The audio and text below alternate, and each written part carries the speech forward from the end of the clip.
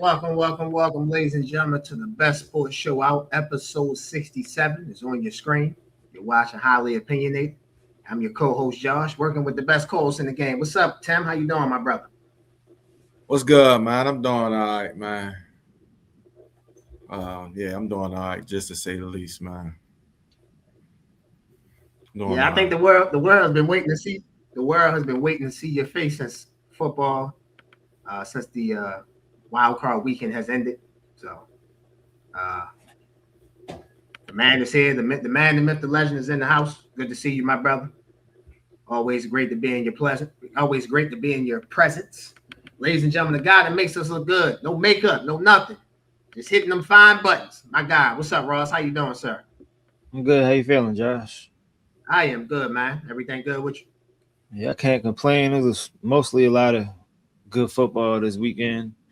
And one thing I like about this show is I kind of got some storylines just that kind of carry on throughout the whole season. So I feel like a lot of them ahead this weekend. So I'm excited to hear y'all get to it.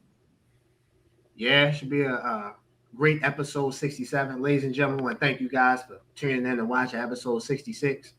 We want to thank London for coming on, being a special guest. London, you were tremendous. Shout out defensive coordinator at St. Paul's. Bring home another championship next year. Uh, I was texting London. Hopefully, I can get a schedule next year. Definitely come out at least to watch one of their games. Tim, I know you obviously go out and support St. Paul's, being an alumnus. So, congratulations to London and to your former school on winning the MIAA championship, my brother. Definitely appreciate it. Absolutely. Ladies and gentlemen, again, as I said, if you're looking for sports, this is the place for you. Highly opinionated with sports, where sports meets opinions. As my great co-host gave us the wonderful tagline, this is the place for you. Black, white, green, red, purple, female, male, whatever. This is the place for you. We take all disagreements, agreements. Again, if you love sports and you're passionate about it, this is the place for you. Tim, before we get episode 67 started, Ross, let them know where they can follow us on our social medias. Yes, sir. Y'all can follow us on Instagram at highly opinionated __. Follow us on TikTok at highly opinionated _SS. Follow us on Twitter or X at highly O_SS. And of course, y'all already on YouTube, so make sure you like, subscribe, and leave a comment. As I said before, we love the engagement. We love the interaction. You guys comments mean the world to us. It means that you guys are actually watching. You take it serious. That's what we're here to do: entertain and inform. So without saying more, Tim, ready to get episode 67 started, my brother. Yes, sir. Let's get it. Let's start off with the college football playoff semifinals recap. Let's start off with the number 10 Miami Hurricanes and the number 6 Ole Miss Rebels. Miami defeated Ole Miss in the Verbo Fiesta Bowl 31-27. Miami was led by quarterback Carson Beck. Carson Beck was 23 of 37, 268 yards, 2 touchdowns, 1 interception, QBR 78.3. Mark Fletcher, 22 carries, 133 yards. Keon Murray, 7 catches, 114 yards, 1 touchdown. Malachi Tony, 5 catches, 81 yards, 1 touchdown. Ole Miss was led by quarterback Trinidad Chambers. Trinidad Chambers was 23 of 37, 277 yards, 1 touchdown, no interceptions. He had a QBR 83.6. Kwan Lacey, 11 carries, 103 yards, 1 touchdown. Deshaun Stubling, if I'm saying his name wrong, I apologize. 5 catches, 77 yards.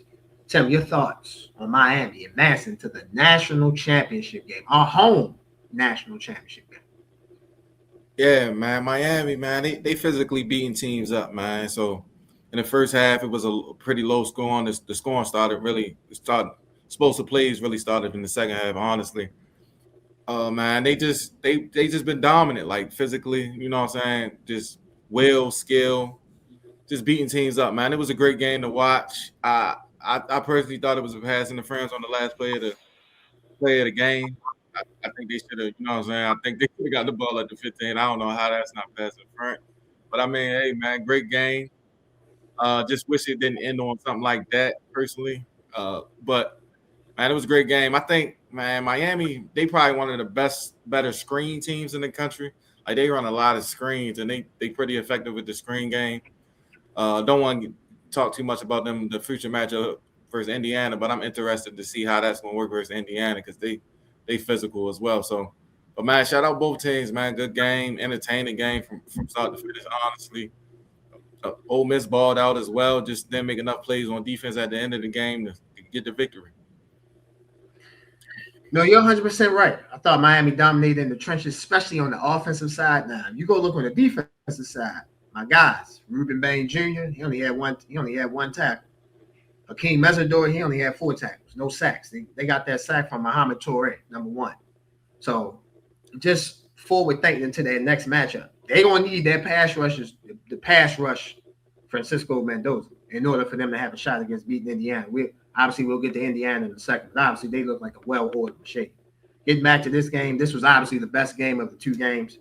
I thought I'm gonna steal your phrase in the group chat. You called them Miami screen merchant, and that's what they are. They love the hell out of some screens. Malachi Tony might be the best wide receiver screen player ever, maybe other than Tyreek Hill and Jalen Wilder if you block for him long enough. But I thought Miami played well, like I said, in the line of scrimmage offensively. They ran the ball 51 times, 191 yards. So you're only 9 away from 200 yards. So that's dominance in the line of scrimmage, especially on the offensive side. And Tim, come on, man, you gotta give your boy some credit. He's the best game manager in the college football. My boy Carson Beck. He did have an interception. I mean, that's gonna happen. You feel me? That's gonna happen in these playoff games. Teams are gonna make plays, but it's your job when you come back. How do you come back? And after the interception, I thought Carson Beck played well. Again, took what was there, made key plays when it was needed to. Again, hit him with the screen merchant because they have that option. But he also took the intermediate and took plays and took shots down the field. So I'm thoroughly impressed with Carson Beck. Shout out to Miami, a home national championship. I know the city of Miami is going to be on fire. You might have the Hurricanes, the Indiana Hoosiers. Should be a great national championship. Miami is going to need that pass rush. Like I said, Mesidor and Bain. They're going to need them to step up along with them other guys on the defensive line if they want any chance to beat Indiana. Congratulations on the Miami Hurricanes to advancing to a national championship game. 10. The Miami Hurricanes will be playing the Indiana Hoosiers. The Indiana Hoosiers dominated the Oregon Ducks 56-22. Dante Moore from Oregon, 24-39, 285 yards, 2 touchdowns, 1 interception. Hill Jr., 5 carries, 86 yards. Jay Harris, 16 carries, 35 yards, 1 touchdown. Jeremiah Johnson, 4 catches, 83 yards, 1 touchdown. Indiana, Francisco Mendoza, 17-20, 117 yards, 5 touchdowns. Keelan Black, 12 carries, 63 yards, 2 touchdowns. Roman Hemby, 17 carries, 53 yards. Elijah Surratt, 7 catches, 75 yards, 2 touchdowns. Charlie Baker, 2 catches, 48 yards, 1 touchdown. For me, I'll start with the breakdown. Simply put, to me, the game was over. First play of the game with the Dante Moore interception. They returned it back for 7. And that set the tone for the game. Pons with the interception return for a touchdown. I just thought that really demoralized Oregon. And at that point, when you 25-yard touchdown, D'Angelo Pons, 25-yard touchdown return. Oregon did tie the game up 7-7 after that, but I just felt like Oregon had turnovers. They had multiple turnovers, and when you have multiple turnovers against a team like Indiana, you're just simply not going to win. Let me pulling up the stats right now. Oregon had 3 turnovers. So 2 fumbles lost and an interception thrown. So when you have that, and they got out rushed 185 yards to 93. So when you have that, you're not going to win a game against this potent Indiana team.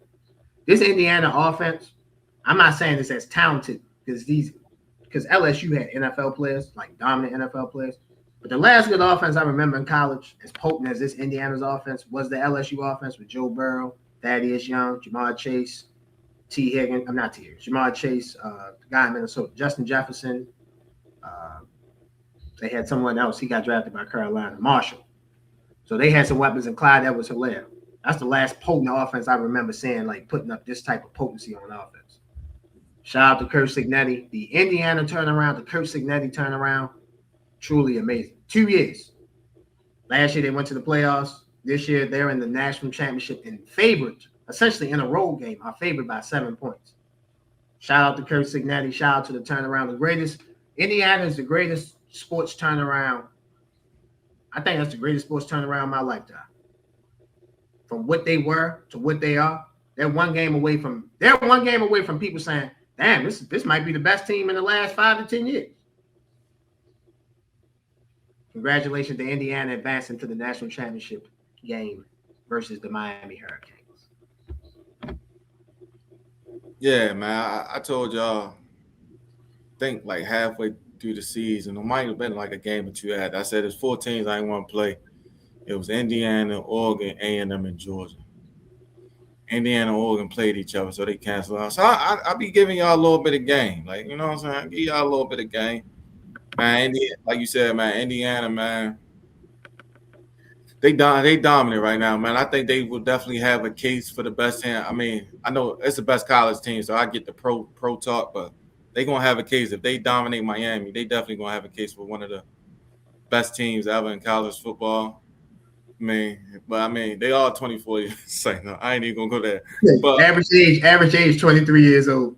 I ain't even going to go there. Hey, but, man, look, get it how you can live, man. That's what they tell me, man. But yeah, do it.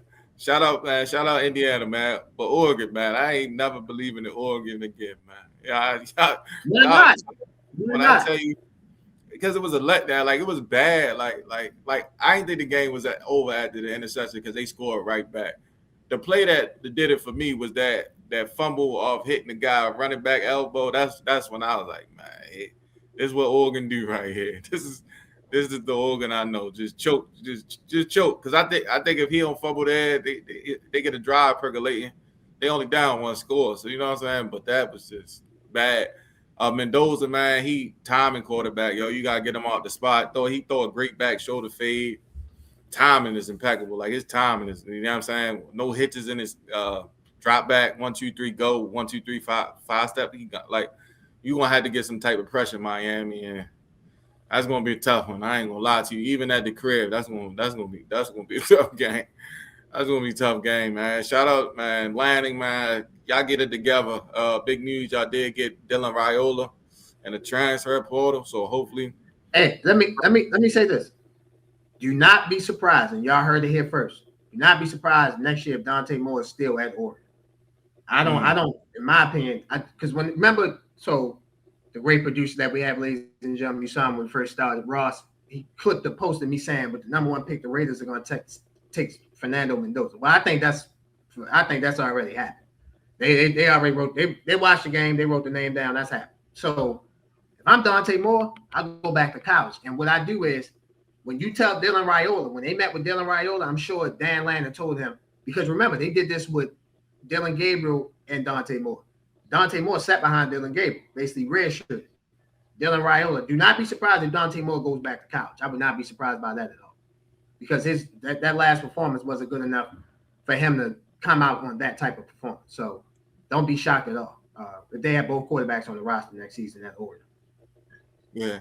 I mean, he still probably would be a top 10 pick, I would assume. I don't think it'd dropped him too bad. Yeah, but you want to maximize. For me, you want to maximize. I just wouldn't want to go to the Jets, because that's the next quarterback needy team for the Browns. I just really wouldn't want to go to that. Like, for example, the Raiders, Fernando Mendoza kind of like fits the Raiders because of their new regime. They got Brady as a minority owner, so we get that. But after that, and the Raiders got some weapons. I like some of their receivers. I like the 2 tight ends with Mayer and Bowers. Genty, they can get an offensive line that can protect and stand up. The quarterback, I have time. I have some weapons to throw the ball to and hand the ball off to. So for me, I look at Indiana. I look at Fernando Mendoza. That's a good situation. Anything after that, it's like, woo, you stepping in the quarterback hell. You get what I'm saying? So with the Raiders, the Browns, whatever. So maybe the Giants, but I don't think the Giants want to draft a quarterback. They like Jackson Dart. So why would they? So No, You're right. You gotta mess up. My fault. You definitely getting back to the game. You're definitely right. They got to get back. Miami's going to have to mess up Indiana's and Fernando Mendoza's time. If you don't mess up his time, and he's a time and rhythm quarterback. You don't mess it up. Yeah, it's gonna be bow and arrow, fishing, bow and however you want to call it, whatever you want to call it, basket and ball and basket, ball and hoop, whatever. Like he's gonna make that all day, every night. So, congratulations to the Indiana Hoosiers. They defeated Oregon 56-22 in the Peach Bowl. Tim, there is one game left in the college football season. That is the College Football Playoff National Championship, which will be in Miami Gardens, Florida. It will be the number 10 Miami Hurricanes taking on the number 1 Indiana Hoosiers. That game is Monday, January 19th, 2026, 7:30 on ESPN. Chris Fowler, Kurt Herbstreit, Holly Rowe will be on the call. We will pick that game, and you guys will see our pick. We will actually pick that game in episode 68. However, our picks will be out before the game starts, so you guys will see who we think will win the national championship. Ladies and gentlemen, we're going to take a quick break. You're watching Highly Opinionated. We will be right back. Ladies and gentlemen, this episode of Highly Opinionated is sponsored by Wolves of War. In some of the episodes, you can see my co-host and Ross wearing a brand called Wolves of War. Wolves of War is our first sponsor, ladies and gentlemen, and we are so thankful to have those guys sponsoring Highly Opinionated. Thank you very much. The actual meaning of Wolves of War is that it represents having a strong path behind you through the battles of life. With the right people behind you, you can get through anything. You guys see the link for Wolves of War? Make sure you guys click on the link, shop, great apparels, t-shirts, sweatsuits, whatever you want, they have. Once again, Wolves of War. Make sure you guys go shop. Welcome back, ladies and gentlemen, to Highly Opinionated. As you can see, we have a special guest. Ladies and gentlemen, this guest needs no introduction, but I'm tasked to do it anyway. He is the MVP of the inaugural Overtime Nationals High School Football Championship. He signed and committed to the University of Virginia. Friend of the show, our guy. Let's welcome Jae'Oyn Williams to the show. What's up, Jae'Oyn? How you doing, sir? Good, how are y'all? Good to be on here. We are good, man. We are blessed to be in your presence, man. Before I let Tim go, I just want to say congratulations. I talked to you off air. I just want to talk to you on air. Congratulations on all your success. You grind hard. You put in the work, and I'm glad all the hard work is paying off. I look forward to watching you on TV next year at the University of Virginia. I will be texting you. I will be DMing you, telling you when I think you're with us, my guy. But all love, man. Congratulations on all your success. Thank you. Yeah, man. Definitely congrats. You know why you're here. We got some hot questions for you. So you attend St. Francis, right? St. Francis? Yes, sir. What? How do you feel? Why do you feel nobody wants to play y'all in the area? Like, why doesn't, like, I would love to see y'all versus DeMatha. I would love to see y'all against Good Counsel. I would love to, all them type of schools. And I know they in the WCAC, but I mean, y'all playing teams over in Ohio and things like that. Why don't they want to play y'all? I don't know. A lot of their coaches used to coach at St. Francis, and some of them have some against St. Francis, and it just happens to be like that. And it's not really the players, it's really the coaches. So the coaches gotta set the game up. They don't want to set the game up. So I mean, just gotta go where we gotta go to play football. Right. Okay. I know St. Francis will be willing to play anyone, anywhere, anytime with the talent that they have. You know it. Yeah, absolutely. But the talent that you guys have on the roster. So I know it's not y'all ducking the smoke. I'll just leave it at that. You feel me? I'm not disrespecting no high school coaches out here. But again, knowing you and knowing a few people in the St. Francis world, yeah, y'all not ducking the smoke. Nah. Speaking of the teams that y'all played, you guys won, like I said in the introduction, you guys won the inaugural Overtime Nationals High School Football Championship, defeating Corner Canyon, a team from Utah, Tim, by the way. Team from Utah had to play them in the championship. Think about that for a second. You guys beat them 37-20. Just talk about winning that championship. It was at the Under Armour Stadium in Maryland. Just talk about winning the championship, how you guys,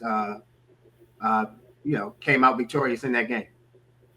Well, we prepared how a football team should. we got a home national championship game. That doesn't really happen. So them coming to our stadium, we couldn't let them beat us. So it was just a pride thing.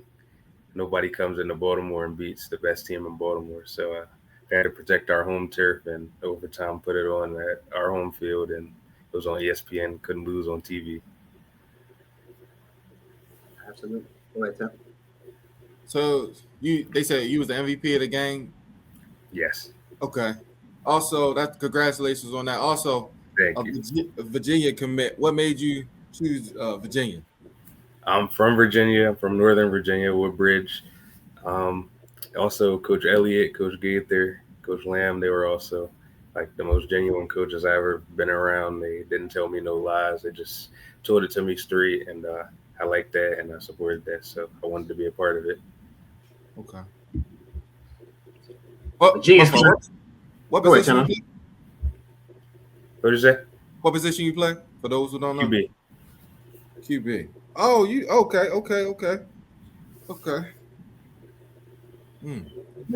Speaking of Virginia, Virginia's coming off one of their best seasons in a long, long time. They were 11-3 overall. What do you think you can add to Virginia to make them? Because they lost in the they lost to Duke in the ACC championship game. So what can you add to Virginia that can, try to get them guys get the Wahoos over the notch and try to get them in championship, not only in championship games, but winning championship games, maybe even to the college football Versatility. I think versatility and at QB, that's what I bring to the table. A smart football player that's gonna make the right decision, and in the heat of the moment, I'm calm, so I bring that too. What's your favorite route to throw as a quarterback? A deep over route. Okay. 18 to 22, opposite hash. Oh, so you got a little arm, is what you telling me? A deep over route. A little bit. Okay. Okay. As a quarterback, what do you think is the most vital skill to have as a quarterback? The processor, being able to process information fast, see things before they come. Obviously, you got to know what everybody's doing on the field, including the defense. So being able to see things before they come and anticipate what a defense is going to do, that's like the most important skill. You've been quarterback all your life, or majority, or how did it go? Yeah, pretty much all my life. I experimented. I moved around a little bit in youth football, and then 6th or 7th grade, I settled down at quarterback again. Since you're from Virginia, what was your connection? What made you go to St. Francis? I started playing football in Maryland for the Maryland Seahawks, like 6th grade. And then the St. Francis coaches started coming to the games, and then they started asking me to come up to workouts and work out with them. And then just kind of became everything from there. Okay. What is your best memory from high school football? Best memory? Ooh. I'll say the obvious one, the national championship. I got you. Okay. Winning MVP that night on ESPN in front of my whole family. My whole family was watching that game, so that was kind of a moment for me. What's harder for y'all at St. Francis? Y'all practices or y'all games? Our practices. Practicing against the best players you'll probably see all year, so that competitive environment, it gets chippy in practice sometimes. We compete. So, Jae'Oyn, playing at St. Francis, obviously Tim asked you the different questions of that. Talk to the audience about playing for your head coach. Your head coach's name. Talk about how your head coach has affected you and made you and helped you become the player that you are today. Coach Masai, he's a great head coach, a leader. He's very spiritual about God and stuff, and that's how he leads us. He gets loud sometimes, as any coach would, yell in your face and stuff like that. That's funny because he's a little short, so yeah. But he's a great head coach, a leader of men. It's great playing for him. He's guided me throughout this whole journey, and kept my head straight when I felt like I couldn't, and kept me going and always believed in me. Definitely good. Definitely good to have good leadership around you. Obviously, I'm sure you got a good family foundation, but the coaching sir. foundation, the coaching foundation definitely matters. And obviously, you got a good one. So that's definitely a good thing. Definitely a good thing for you. You mentioned Tony Elliott in the recruiting process for Virginia. What attributes did you see in Tony Elliott that helped you commit to Virginia? I know you talked about how he was straightforward up front and stuff like that. What other qualities did you see in him to be like, okay, I can put my future in your hands? He was honest. He cared about not just what I could do on the field, but what I could do in the classroom and helping me in life and stuff. He was also an engineer. That's what I want to be. So I had that connection there. So my head coach is he graduated in the major that I want to be in. So that was a big factor for me. And obviously the results on the field speak for themselves. Absolutely. A former offensive coordinator at Clemson. So we understand he can. We've seen him use talent well. So from Deshaun Watson to Trevor Lawrence. So we Tony Elliott is definitely a wise and great pick for you to go to the University of Virginia. My last question on your commitment to Virginia. Obviously, I know you have to. You are where your feet is. So you obviously have to be where you are now. But obviously, you're looking forward to going to the University of Virginia.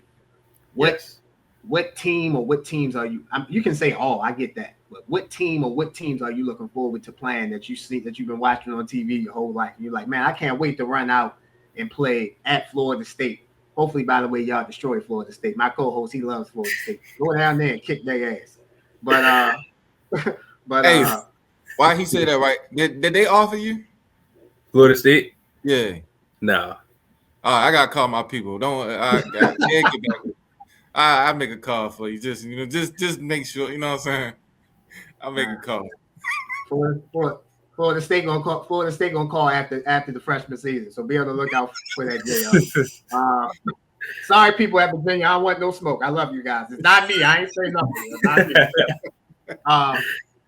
But what team or what teams or what stadiums that you've been watching on TV your whole life that you just can't wait to play at, run out, play against, stuff like that next season? Virginia Tech, because I know a couple people over there. That's a rivalry game, of course. So yeah, obviously the battle for the Commonwealth. Yeah. Absolutely. Okay. Virginia and Virginia Tech. Virginia Tech got a new head coach over there, James Franklin. I know. So that's definitely. I felt like that was a good hire for them. Actually, a great hire for those guys. You guys got a very good coach in Tony Elliott. So should be great matchups between Virginia and Virginia Tech. Schooling wise, do you feel like St. Francis prepared you for the next step? Schooling wise, yeah, okay. I do. I took college classes too, so I feel like my credits will transfer, and I'm prepared to go to college and be successful. Question for you. Do y'all still gotta take the SAT? No, it's not required. No. Some schools are test optional. Some schools you have to take it. I was born too early, man. Yes, man, Jae'Oyn. What? You have to get a certain number just to qualify for school. Now, listen, I wasn't an athlete that you are and what Tim was.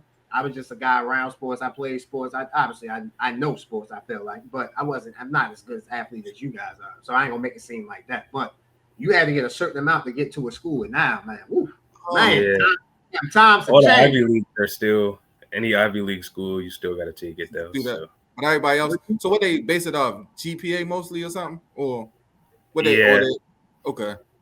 But taking the SAT doesn't hurt you. So Okay. Speaking of Ivy League schools, were you considering an Ivy League school? In the spring, I was actually visiting a lot of Ivy League schools. I took a visit to UPenn. I took a visit to Princeton. So I was considering a couple Ivy League schools. They started describe those visits at the University of Pennsylvania and Princeton University. University of Pennsylvania. I was okay. The stadium a little too big for the crowd that they pull, but it's a academic school, so I get it. Princeton surprised me with their turnout of fans. Actually, they played good football too, so I was really looking at them. Their quarterback was good. I was impressed with his play. So yeah, I was impressed with that game. What Princeton game? When you went to Princeton, what game? Who were they playing against? I don't even remember. Okay. I thought it might have been Princeton and Yale. I'm like, man, that's one of them games. That's like the Yeah, I don't think. Alabama. That's like the I think Alabama. whatever their homecoming game was, Okay. that's what game I went to. Okay. Go ahead, Tim. What? You don't gotta explain why into too much detail. What was your favorite college visit? My favorite college visit. My most memorable one, of course, was my official visit to Virginia. But my favorite was my first ever visit to Penn State with Coach KJ. He took a couple of us to Penn State. Okay. When I was a freshman, that was like a new experience for me. I had never been on a college campus like that before. It was kind of introducing me to the landscape of college. Okay. It's a good answer. Sorry, my co-host is having a little bit of technical difficulties, but we're gonna pull on 3, finish without him. So, Jae'Oyn, I see on your wall you're a Carolina Panthers fan.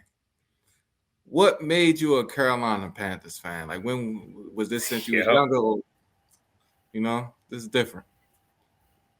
Yeah, when I was about 5 years old, I was a Cam Newton fan. So makes sense. It was just whatever team he got drafted to, I was going to be a fan of them for the rest of my life. So it was a Carolina Panther and took us to the Super Bowl, MVP, my favorite player ever. So yeah, it just kind of worked out that way.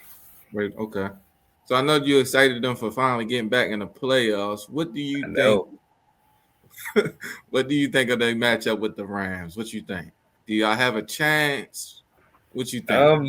It's hard to beat a team twice, like they always say.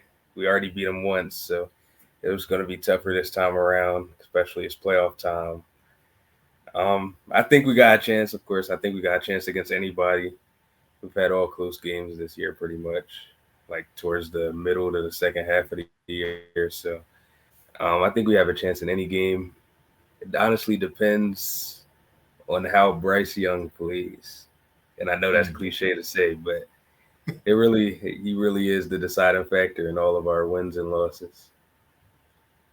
Since you mentioned Bryce Young, how do you feel his development has been going? Do you think it's been elevating, or do you think it's so like he up and down still? I think his development has been pretty steady for a young guy. He's been in the league developing. He's been benched a couple times, so he's had that adversity. He went this whole season without being benched. So yeah, I think he's done pretty well for our franchise. Obviously, we're winning now, so that's a plus. It's never bad when you're winning. So we won the division. We got us in the playoffs. I think he's done pretty good. Pretty good. Okay. Before I get you out of here, what is your Super Bowl prediction? Teams in the Super Bowl. All right, if I'm being realistic, I'm gonna give an unrealistic one. Okay. I'm gonna give like a delusional fan one, and then I'm gonna give a real prediction. Okay. Let's see. Of course, my Panthers. I want my Panthers to be in. Right, for sure. I'm honestly, for us to win, I want the Steelers to be in the Super Bowl for us to win. That's my delusional fan side. Now, who I think will actually be in, I want the Bears to be in because Caleb is one of my mentors.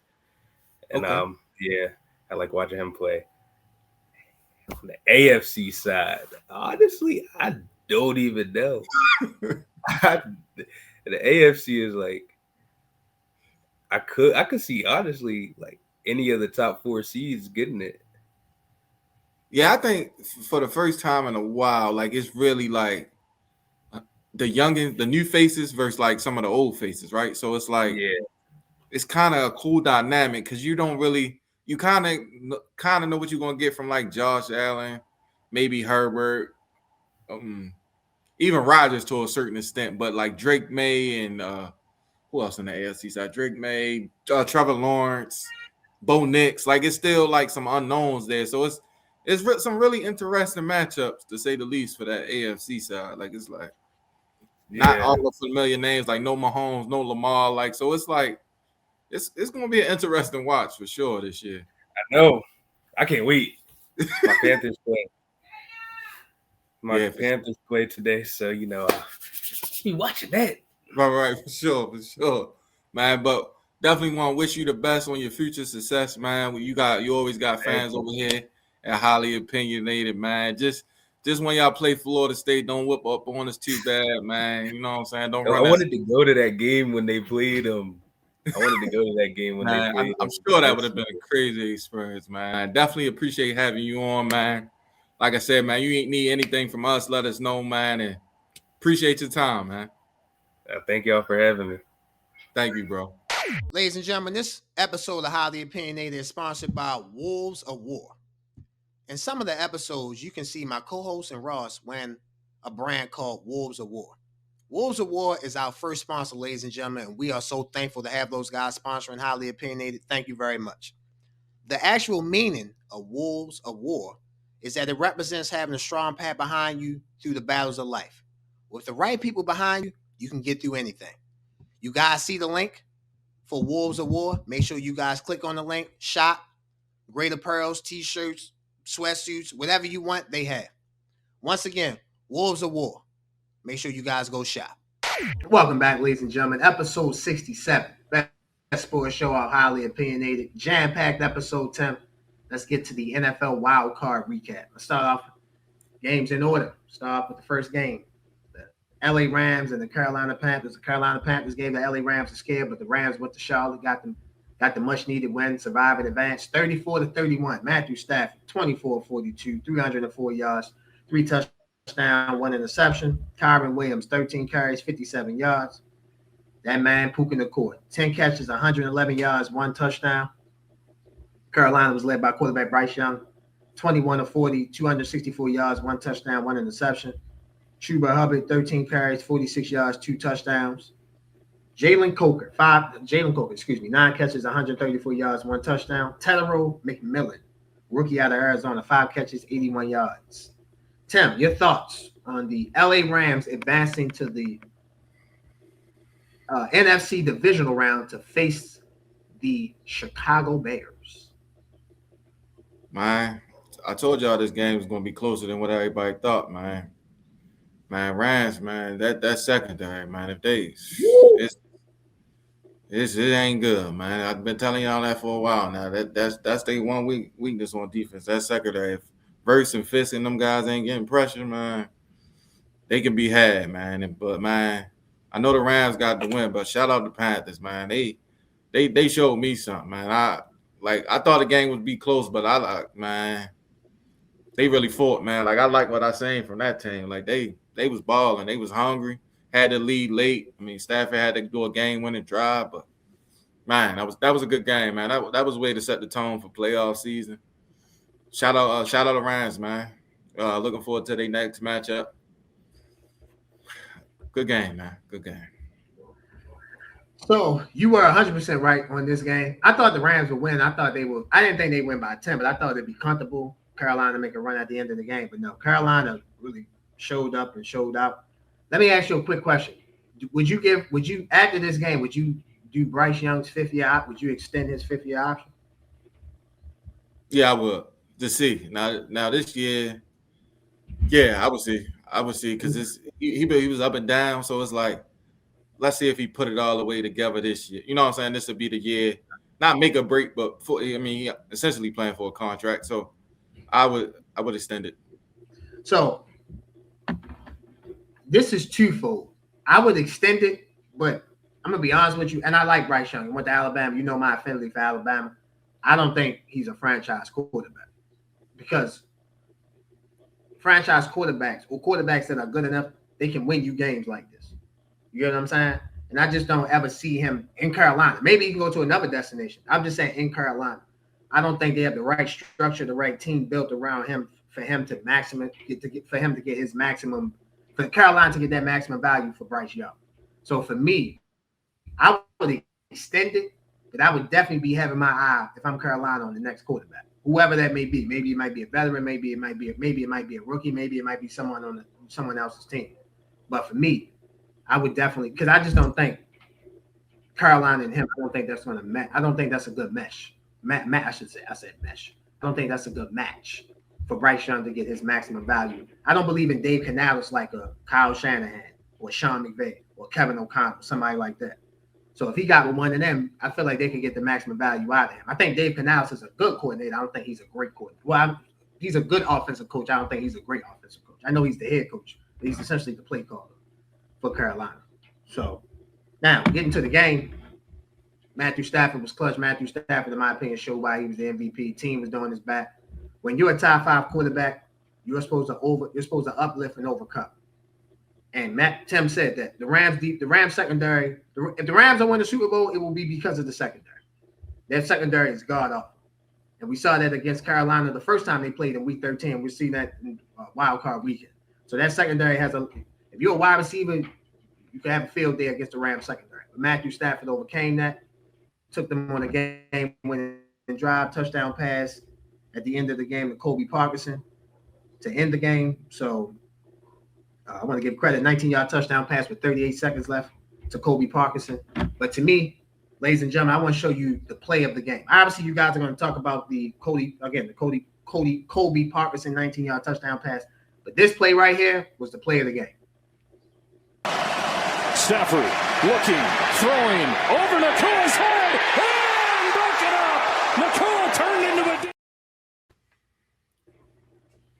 That boy right there, he saved. That was like an infinity point swing because Woods had the interception. He had it. Knocked it right out of his hand. It kept Carolina from taking the ball from the Rams. The Rams eventually ended up putting points on that drive. So for me, Puka Nacua, I know he had 11 catches, but that big deflection that he had to me was the play of the game because that saved the Rams from being down even more. And if Carolina would have got the ball up 4 points with that momentum from getting an interception on Stafford, it would have been crazy. Puka Nacua again, 10 catches, 111 yards. To me, man, he had the biggest deflection of the game. Best wide receiver on the field, and then the biggest play, he was the best defensive back on the field. So shout out to Puka Nacua, shout out to the Rams. Get to see them next week, divisional round against they take on the Chicago Bears at Chicago. Speaking of the Chicago Bears, man, I should have picked them. I picked Green Bay. I thought Green Bay was going to find a way to win this game, but I was joyfully I was wrong. The Chicago Bears defeated the Green Bay Packers 31-27. Green Bay was led by Jordan Love, 24-46, 323 yards, 4 touchdowns. Josh Jacobs, 19 carries, 55 yards. Romeo Dobbs, 8 catches, 124 yards, 1 touchdown. Rookie Matthew Golden finally made an appearance, 4 catches, 84 yards, 1 touchdown. Chicago was led by quarterback Caleb Williams, 24 out of 48, 361 yards, 2 touchdowns, 2 interceptions. DeAndre Swift, 13 carries, 54 yards, 1 touchdown. Holston Loveland, 8 catches, 137 yards. I'll start us off. I want to give credit let me first give credit to the Chicago Bears. You got to kill the Bears. Like you have to kill them. You can't let them hang around. You can't play with your food against the Bears. When you up against them in the fourth quarter, you can't play with your food. For example, Green Bay with 6 minutes and 36 seconds left was up 27-16. Brandon McManus missed the extra point. Moments like that, you need to capitalize fully. Make it 28-16 instead of 27-16. The Packers had multiple chances in the fourth quarter to put the game away. Missed field goals, fourth, 3 and outs, punting the ball, etc. They didn't take advantage of their opportunity. Al Michaels, who was calling the game for Amazon, said obviously Al Michaels, most people know, NFL commentator, has been commentating games for almost 40 years. Said that was the loudest he ever heard Soldier Field. Loudest he ever heard. That's crazy. The man been commentating on games since the 80s. So that shows you, like, this Bears team, they have that you have to kill us mentality. And their fans have adopted that. They've adapted to that mentality. And they don't look, again, being down 27-16, I'm watching the game. I'm like, wow, yeah, this over. Like Green Bay, I'm writing my notes. I'm like, okay, Jordan Love played well. I can emphasize him. I can talk about what he did. I thought Matt LaFleur outcoached Ben Johnson, especially in the first half. So for me, there's no way that it's no way that the Packers should have allowed this to happen. I got a stat for you. The 3 times that the Packers and the Bears have met this season, right? The Packers have led 106. The Packers have ran 106 plays while leading in the 3 meetings against the Bears. The Bears are 2-1 against the Packers. That's crazy. Again, the Packers have had 106 offensive snaps being up in the game in the 3 meetings against Chicago. Chicago has had 0. They're 2-1 against the Green Bay Packers. This was the ultimate meltdown to me by Green Bay. In my opinion, obviously they missed Wyatt and they missed Michael Parsons. But big-time players got to make big-time plays in big-time moments. And Green Bay players did not make the big-time plays in the big-time moments that they needed to make. Shout out to Caleb Williams, an amazing 4th down throw to keep a drive going for them to score a touchdown. Shout out to Ben Johnson. Shout out to the Chicago Bears, man. They advance, and next week they take on the Los Angeles Rams at home Sunday. Yeah, man, I think this was more malpractice on the Packers, man. It's like they don't want to beat the Bears. I'm starting to be convinced. Like, they don't want to beat the Bears when they play. Like, they want their excitement. Like, it's like they don't want to win the game. Like, there's no way. Like, there's no way. Like, well, both of they should have swept. They should have 3-0 the Bears this year. Like, it's no question. Like, so I think it should be some firings going on in Green Bay. Like, I don't like what I'm saying. But besides that, firings as far as who? Matt? Yeah, when you say firings as far as who? Yeah, LaFleur. Matt LaFleur got to go? Yeah. Wow. I done seen enough. Wow. I seen enough. If I'm the GM, I seen enough. You inept at winning games. Like, big games, you inept. Like, you just can't get it done. Like, that's unacceptable. Like, that's a choke job, if I ever seen. That's the Reggie Miller choke. That's it right there. Just watch the Packers, all 3 of them games. That's just terrible. Terrible. Caleb Williams, we gonna celebrate him, but he played bad again. He had some cool, like I told you, he's gonna make 2 or 3 good throws, but 50% completions. Like, but you said they was the loudest you heard them. It's gonna be the quietest next week. They're gonna be quiet. The Rams gonna ram. They're gonna put up a lot of points, and they gonna do what they need to do. That ain't. Don't even worry about it. The Cinderella story is over. Y'all going home, and my goat of my generation. Adam, you got that picture for me? It hurts. Hey, man, you heard what my man said, man. Look.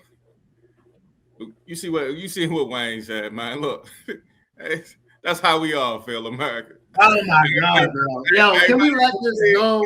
Everybody ain't gonna say it, but hey, look, man. Can we let this go? Hey, I ain't gonna say it, but that's what we all feel, man. Ain't no way, man. But it's nice story, but it's going in. You know what I'm saying? Nice in the story. It's ended. Hey, listen. I like both the Rams and the Bears. I'm at a conflict of interest. Let me say this. I wanted the Bears to face another team. You feel me? So I just leave that at that. I didn't want the Rams to face. Yeah, they ain't really want us though. Like that. I didn't want the Bears to face the Rams. They ain't want us. Listen. Even with a bad Patullo, you right. Even with a bad Patullo, even with a bad OC, they ain't want us. They not good. Like they not. Yeah, no, they actually did. You're right. You're right. So I guess y'all lost to a team this year that ain't good. You're right. Because Yeah, I remember I watched. It was a standalone game. We did. It was a standalone game on Black Friday. I watched the Bears run down the Eagles' throat. Yeah, that's what I saw. That was the worst game of the year. Now, to be fair, I thought the Eagles could get their get back against the Bears, but I still thought the Bears would win that game because they were home. Let me say this: you are right. Caleb Williams through the first 3 quarters is god off, and in order for them to get to their ultimate destination at some point in time, he's gonna have to improve that. So I will give you that, but you have to kill them. And these teams that play them, they don't kill them. They let them linger around, and hang around, and all that. You got to kill them. If you don't kill the Bears, then you're gonna have a problem. I also put this feather in your cap. I definitely think that Rams-Bears game gonna be a high-scoring game. Like definitely, because go back to when the Bears played the 49ers. It was 42-38, 42-37. It's gonna be something to that nature because the Bears are not gonna be able to stop the Rams. Let me say this: if Caleb puts the ball where he needs to put it, the Rams not gonna be able to stop the Bears either. That's the thing. That's why it's gonna be a high-scoring game because they're not gonna be able to stop them because the Rams, like you said, like we both said, the Rams secondary god off. No, definitely. I just think they're gonna get up 2 touchdowns and then they're gonna show Rams you. at that. Yeah, my fault. Yeah, I just think the Rams gonna get up early to just show you how to put them away. That's how I think that goes. I ain't gonna lie to y'all, my people. I don't like neither one of these NFC matchups. Like I think both of the games are gonna be bad. Like I think they both gonna be get out of hand, both of them. Like I think we about to see some separation. Like I don't like neither game.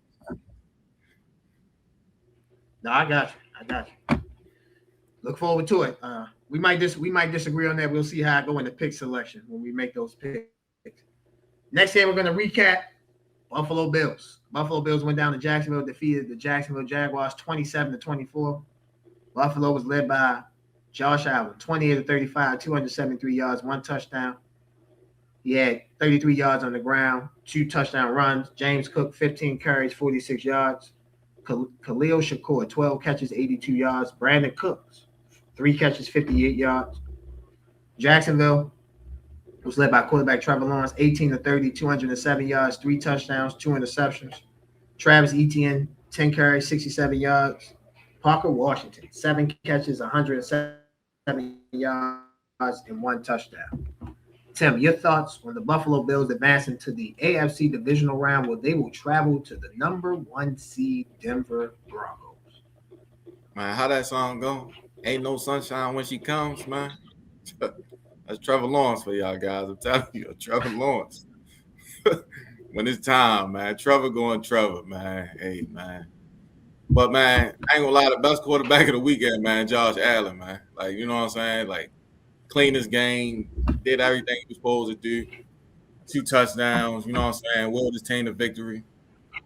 That's just what separates you in the playoffs, man. That's the little things that separate you. I think they have a great chance of winning this. Like I said, they got a great chance of going to the Super Bowl, man. I just think they got the best quarterback left in the playoffs. And the defense, 24 points, but they didn't play terrible. Like they played pretty good football. Like it wasn't like dominant. I think the defense got timely stops, if you don't mind, because they got timely stops. I'm gonna use your phrase. You taught me situational football. They got timely stops when they needed to get stops. 1 stop was a little bit by Trevor Lawrence, but I'll get to that in a second. But they got timely stops when they need to get stops. Yeah, and I feel like Liam Cohen, man, it's like these coaches, bro. I don't know what they be doing. Like, I don't know why they stopped running the ball. Like, I don't know. But that's on them. You know what I'm saying? That's why I said like coaches and quarterback play matter and this type of thing because you need somebody that know what they doing and know how to make adjustments on the fly, man. So shout out to the Bills, man. Going to Denver, tough one in Denver, but shout out to the Bills, man.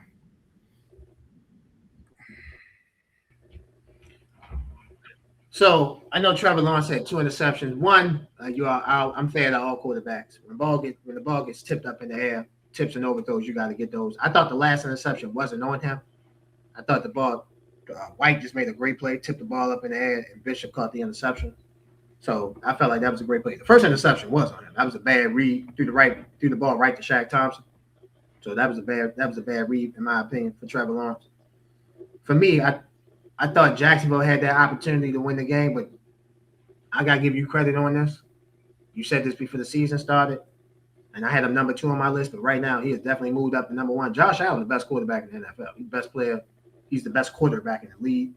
So they just got outgunned by Josh Allen. To me, it's nothing wrong with sometimes in life you just outgunned by. Sometimes in a shootout, you just lost to a guy that got a bigger, a better gun, bigger weapons, more ammo, and just got better aim. You found me better range, and that's what I think just happened with this game. I picked Jacksonville. I thought Jacksonville gave it the best effort that they gave. Gave a good enough effort to win the game. I thought the field goal at the end of the first half, where the referees gave them a second, because I didn't think the ball was snapped at that 1 second, so they gave him a second for the guy to try to come out and kick the field goal, and he missed the field goal. I thought that was a pivotal moment in the game. But again, Josh Allen was just tremendous. The man on the 3rd and 1 did a 10-yard tush push, damn near scored. So Josh Allen, again, he's the best quarterback in the NFL. He's proven that. Congratulations to the Buffalo Bills. They travel to Denver to take on the Denver Broncos in the AFC divisional round. The next game that we are going to recap, the San Francisco 49ers went to Philadelphia. They pissed off a lot of people. Pissed off my co-host. They pissed off London. They pissed off Gilly the Kid. They pissed off a lot of Philadelphia fans. The 49ers went there and defeated the Philadelphia Eagles 23-19. Brock Purdy, 18-31, 262 yards, 2 touchdowns, 2 interceptions. Jae'Oyn Jennings, 1 for 1, 29 yards, 1 touchdown. Christian McCaffrey, 15 carries, 48 yards.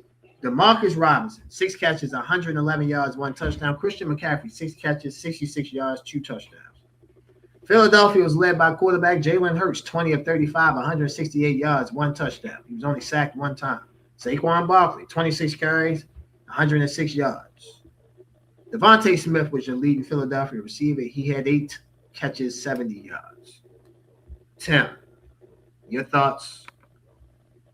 Quasi, your thoughts on San Francisco advancing, and your thoughts on your Philadelphia Eagles season ending at home to the San Francisco 49ers. So I'm first going to congratulate the 49ers. They got the win. You know what I'm saying? Good job. They got the win. But I told y'all before playoffs started, there's one man that could stop the Philadelphia Eagles. Nick Sirianni? Kevin Patullo. And he did his job. He did it to a T. That boy was on his worst play calling I ever seen. So, honestly, man, I wasn't shocked. Like, you know what I'm saying? I wanted them to win. I thought they should have won. And with the adequate play caller, they would have beat the 49ers. But so sometimes you just gotta do what you got. You know what I'm saying? You gotta work what you got. But I ain't an excuse guy. I'm not an excuse guy. But Adam, can you put this picture up for me? I just gotta ask the people something. All right, people. So I ain't the best, right? So holding in the NFL, what does it? So like this guy right here, right? This is a CMC touchdown. Don't look at where he pointing his finger. Purdy stepping up. That ain't a hold. Like he wrapped around him. Like I don't understand how that wasn't called. Like the ref right there. Like I don't understand how this isn't a hold call. And I'm not an excuse guy, but I'm just. Is that a hold to y'all? Am I missed? Is my angle? If my eyes not working right? Because if they call this hold, go ahead. I agree with you. Your hand around the neck, that is a hold. But I will be fair. You know this because you coach football. You could probably call holding on every play. But not see at that magnitude and right there. That's the biggest play in the game right there, right? And you're right. Like the ref is right there. Like I ain't making excuses. They lost the game. Ross, if you can put that picture back up. Yeah, they lost the game. I ain't want to. I'm not making excuses, but like this is a clear hold. Like this is he doesn't hold him. He gets sacked, right? And that's 4th down. They punt the ball. Yeah, you mean? I mean, 4th down. They kick a field goal. They only up. Well, no. Kick a field goal. Yeah, that's what I said. Yeah, Only I'm up kick a field goal. Yeah, kick a field goal. They only up 1. We got in field goal range. I mean, I don't know if he's gonna make it because he missed an extra point that day. I don't know what Elliott been on all the season, but at least we're in field goal range to run the game. So I ain't making no excuses, but I just want to know, people, is that a hold? But regardless of that, you know what I'm saying? And San Francisco only had one penalty today that for 5 yards. I guess they play clean football, dude. You know what I'm saying? But that's neither here nor there. Kevin Patullo. I was shocked. I woke up this morning and he wasn't fired. Like, I just don't understand. Like, my beef is really with Kevin Patullo. I ain't worried about the Eagles. I know y'all going to talk about A.J. Brown. I understand. A lot of emotions there. He played his back. One thing I don't like about A.J. Brown is I don't like how he couldn't rally around that moment. Like, I feel like as a player, like, you might get into it with your coach. That's fine. What moment you talking about? You talking about the moment where the coach ran 20 yards and get in his face? Yeah, I'm not surprised he didn't come back. You know? I'm not surprised by that. See, that's what I'm saying. That's weak-minded. No one likes to be showed up. Hey, bro, let me say this. If I showed you up, coach, that's not showing you up. That's a coach coming to you and talking to you. So, like, that's what's wrong with this coach running. The coach ran 20 yards to go talk to say to him. something to him. Yes, to say something to him. Yeah. I mean, what he doesn't get talked to? He talked to everybody else on the team. No. Because y'all compared it to Andy Reid and Travis Kelce. Andy Reid ain't running 20 yards to go talk to Travis Kelce. Okay. Why is Andy Reid not running, JD? Well, he can't run. Okay. Let me be correct. I'm not gonna say he can't run. I don't want to say it like that because obviously he has legs to move, but he's not on the younger side, so he's not going to run down and do that. My point is that let me make go ahead. I won't cut you off. Go ahead. And I'll say it for AJ Brown, that was despicable. Like, first of all, whatever your coach say, you go with it. I don't care what he said. You go with it. It ain't no talking back. It ain't none of that. We go with it. You're an athlete. Whatever he say, you don't like it, go to the sideline. That's fine. But after that, pouting on the sideline, then they throwing you the ball. You not catching the ball. That's what I'm saying. He checked out mentally. As a football player, you can't be great and do that. In life, you can't be great and not do that. That's just how life goes. You got to be taking criticism. You've been crying all year. You get the ball. Now you catching it. He short on another touch. He short on another pass. Got a deep pass. Drop that. So, like, where's your accountability, sir? Like, this ain't, you know what I'm saying? This ain't AJ Brown. Like, you got to have some accountability. And if you can't take a man coming to your face and checking you because you've been checking everybody else, you can't take it. Don't dish it out. It's that simple. That's what's wrong with most people. They can't take it. And then they check out mentally. Now he don't do the press game interview. Like, yeah, like, he's starting to get on my nerves. And I'm a big advocate for him. He's starting to get on my nerves. And I don't even coach over there. Because that's ridiculous. You took yourself out the game because you had a disagreement with the coach. That's soft. That's what we call soft. I don't want to interrupt you, man. You hot. Oh, no, I'm not. Yeah. Because I just don't. Certain stuff I just don't like. So I agree with you that I don't want to say he checked out. I'm not there to say he checked out. He did, bro. He couldn't catch the ball after that. He checked out. I'm telling you, he checked out. I'm not saying you're wrong, but you played football at that level, not the highest level, but you played football at a higher level than I have. So I'm not going to say somebody checked out. I'm not going to say they checked in. I'm not going to make them comments. Do I disagree with what you're saying? Watching the game, no, because it wasn't after that moment. Not to be funny. That's why I put in the group chat. You saw what I put in the group chat because I'm like, to me, I'm not saying that he had a reason to check out, but I've never seen a coach run that far to go talk to somebody. Maybe I'm wrong. That's fine. I seen Brady get into it with Josh McDaniels. He's right there. Nick Sirianni, if you watch the full clip, and Michael Strahan said this at halftime on the Fox broadcast, bro, he ran 20 yards. So to me, that's public embarrassment, public shame. Now, the best thing that you said, which I agree with, the fact is that he dished it. So you gotta take it. If you dish it out, you gotta take it. And I'm saying AJ took it as public embarrassment, not me. I'm just saying, I'm telling you how he took it. And once it was at that moment, and you can see, like, all right, the Eagles making a run. And he's not really touching the ball. And then the fourth quarter, he dropped the ball. Now, luckily, they on fourth down, they was able to complete the first down pass to Dallas Goedert.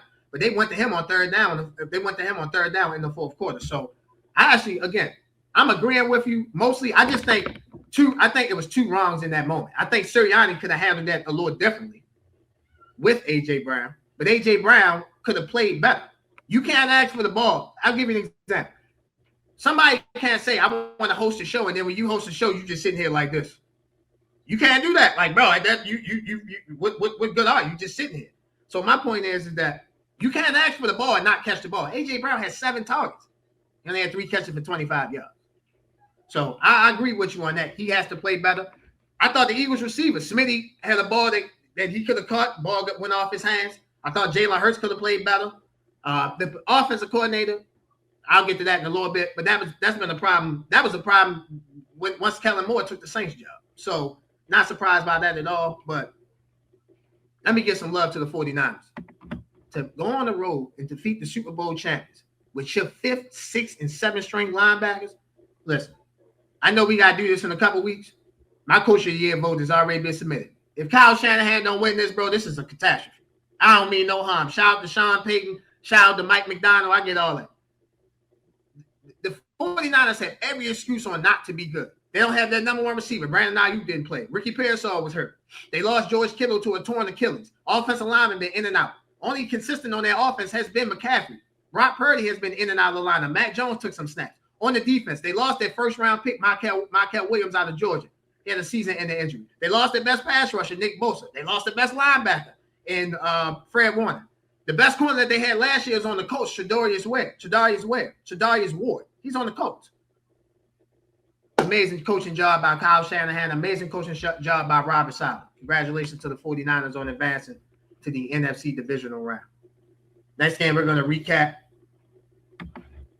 probably the worst out of all wildcard games. The Patriots and the Chargers. The Patriots defeated the Chargers 16-3. Justin Herbert, 19 of 31, 150 yards. He had 57 yards on the ground on 10 carries. Vidal, 11 carries for 31 yards. Led McConkey, 3 catches, 32 yards. Drake May, 17 of 29, 268 yards, 1 touchdown, 1 interception. He had 66 yards on the ground. Ramondre Stevenson had 10 carries, 53 yards. And Ramondre Stevenson added 3 catches, 75 yards in the air. The Patriots advanced to the next round, where they will be at home and they will face either the Texans or the Steelers. I'll start the breakdown off. Both teams didn't play good offensively. I thought the Patriots picked up the offense in the second half. Very disappointed in the Chargers. For the Chargers, only scored 3 points. Let me say this, because people are going to, when I speak on this, they're going to think I'm going to come on here and kill Justin Herbert. Justin Herbert should be criticized. He's 0-3 in the playoffs. Y'all told me he didn't have a real coach. I look at Harbaugh as a real coach. He's 0-2 in the playoffs with Harbaugh. Last year he had 4 interceptions. This year he didn't turn the ball over. However, I would be a fool if not talking about football. The man didn't have his left tackle and his right tackle. And I told y'all going into the season, I thought the Chargers could be on the verge team. But without your starting left tackle and right tackle, remember, these are top 10 picks. So these Rashawn Slater, Joe Alt, we know what they represent. You get what I'm saying? These not like second, third round players. These are top 10 picks in the draft type players. They missed their offensive line. Justin Herbert was sacked 6 times, beat up throughout the whole game. So does Justin Herbert deserve criticism? Yes. I'm not going to say he's overrated. He's overhyped. Because the media, they look at, oh my God, he throw the prettiest ball. He can do this. He can do that. Can he win in the biggest moment? The answer to that up to this point has been no. Now we give him a pass with Brandon Staley, give him a pass with Anthony Lynn. Now, in my opinion, you have a real coach. Now, Jim Harbaugh, you get some criticism in this as well. Now, I thought the defense played relatively well, but again, to hold the Patriots to 16 points. So the defense played well. Jesse Minton had the defense ready. But for me, the offense didn't succeed right, and partly, in my opinion, because of the offensive line struggle. So congratulations to the Patriots. They will have to put out a better effort next week at home against either the Texans or the Steelers. Congratulations to the Patriots advancing to the AFC divisional round. Yeah, man. Hey, man. Sometimes when you mention me, you say Chargers. My Chargers ain't my Chargers, bro. I'm off the Chargers, man. That's been my second team since for like forever, man. I throw in the towel. I personally throw in the towel. I have no faith. I have no nothing anymore. Like they just they really just a letdown, bro. Like every time you want to believe in them, they let me down. Like, yeah, I know I'm a Justin Herbert guy. He ain't play well. Greg Roman. I knew they lost that game when they caught a pick at the 10-yard line and they got 8 yards and they didn't take no points. Like, I don't know why. They struggled in the red zone. They had an interception off of Drake May. Didn't get no points on that drive. I don't know why we not taking points no more. I don't know what's this the new trend.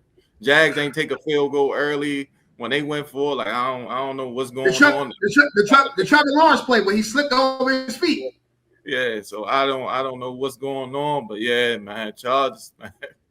I'm gonna be rooting for y'all in the back, man. Y'all ever seen that Homer Simpson picture when he got the jersey behind the bush? That's gonna be me, man. I ain't loud. I ain't, you know what I'm saying? Hey, more power to you, man. Shout out Patriots, man. Patriots. I didn't think y'all defense was that good to play that well. Y'all showed me something. Offensively, definitely gonna need a better performance next week versus the. I'm gonna be real. It's gonna be the Texans. You know what I'm saying? Y'all need a better performance versus Texas because they play defense. Offensively, they up and down too. So, hey, man, shout out Drake May and Mike Verbal, man. They won one game away from the AFC Championship game, and no one had them doing anything this year. Shout out that quick turnaround. I will say in the preview show, and I'm not gonna make this mistake this year, this calendar year that I made last year. So I thought it was 3 teams. I thought because of their schedule they would be good. Buffalo, San Francisco, New England. All 3 of them are in the AFC. All of them are in the divisional round.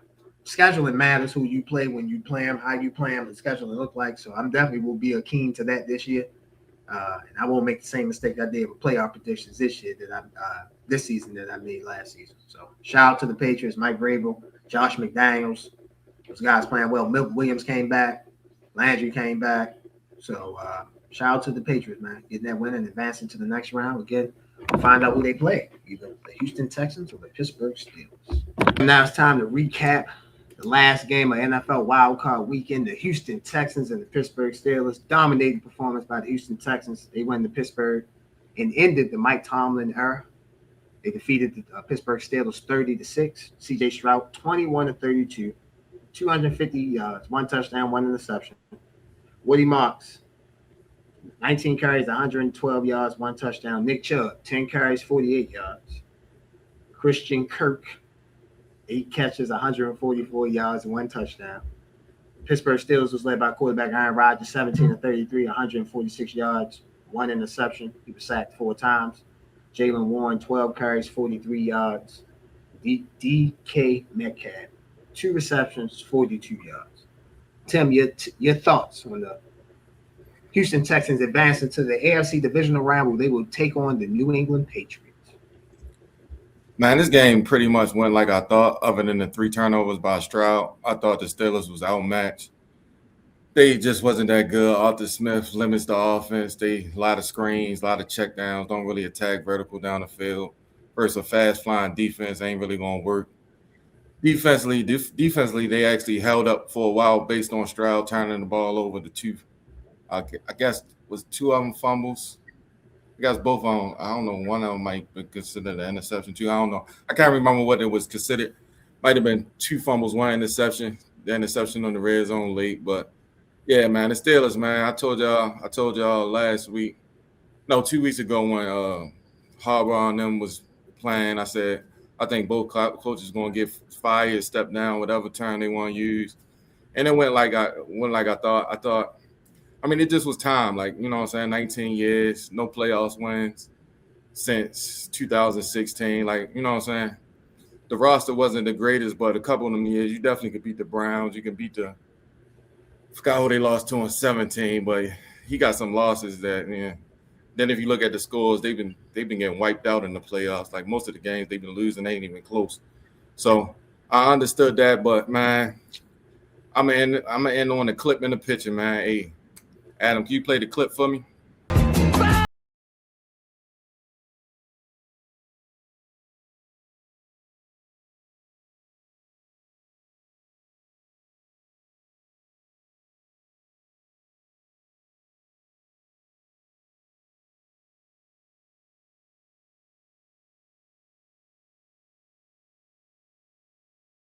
inches and go inches. Now can you get my picture for me? Hey, man. What a way to go, man. What a way to go, man. Congratulations to D'Amico Ryans in the Houston Texans.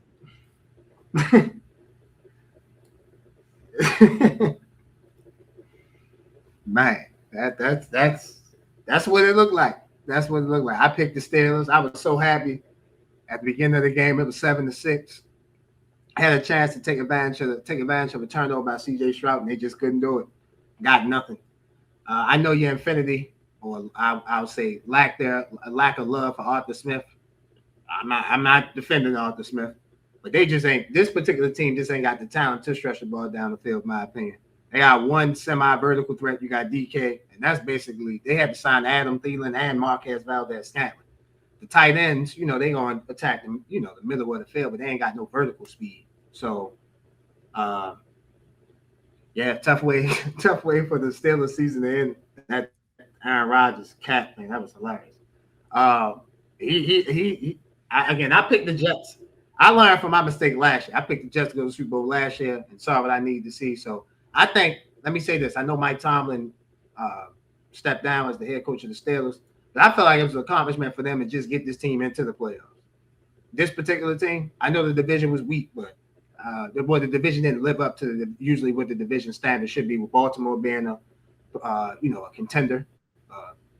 And the Bengals the Bengals have been slipping off in the past couple seasons, and the Browns have been the Browns. So the division wasn't challenging as it usually is, but for them to win a division with this old team, I gotta give them credit for that. But like you said, brother, that Texans defense was ferocious. It was fast. It was violent. They was ready to knock some heads off, and they definitely knocked the Steelers' head off 30-6. The game was 7-6, and then they outscored them 23 to nothing.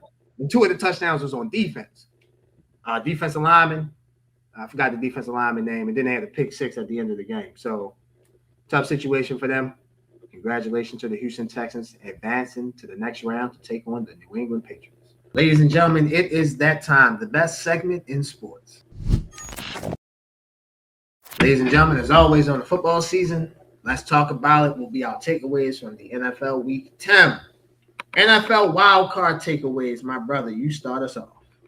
Hey, man, look, man, I mentioned this briefly just a moment ago, man. Man, we got to start playing football again. We can't stop the analytics stuff, bro. You always want to take the points, bro. Like, you know what I'm saying? Like, unless it's a momentum type of thing, like, it's a dire situation, take the points, fellas. Like, them games look a little different if you take points. Jaguars, a game y'all lost by 3. I think y'all kicked the field. You know what I'm saying? Now, I mean, the game might go differently, but say y'all tied now at the end of the game instead of, you know what I'm saying? So can we start taking the points? Like, let's play football, not analytics. This ain't money ball for all y'all that seen money ball. This ain't money ball. My second one, man.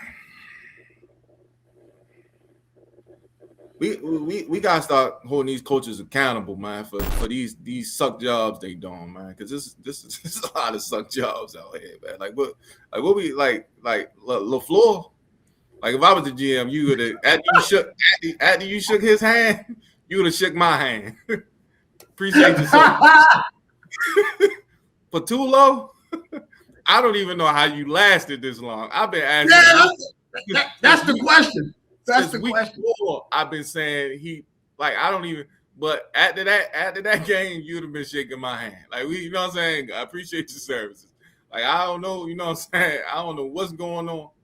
Y'all gotta get Eagles. Y'all gotta either get a offensive play caller from college that's going to need like 3-4 years before the NFL try to steal them, or y'all gotta get an old veteran OC that don't want a head coaching job.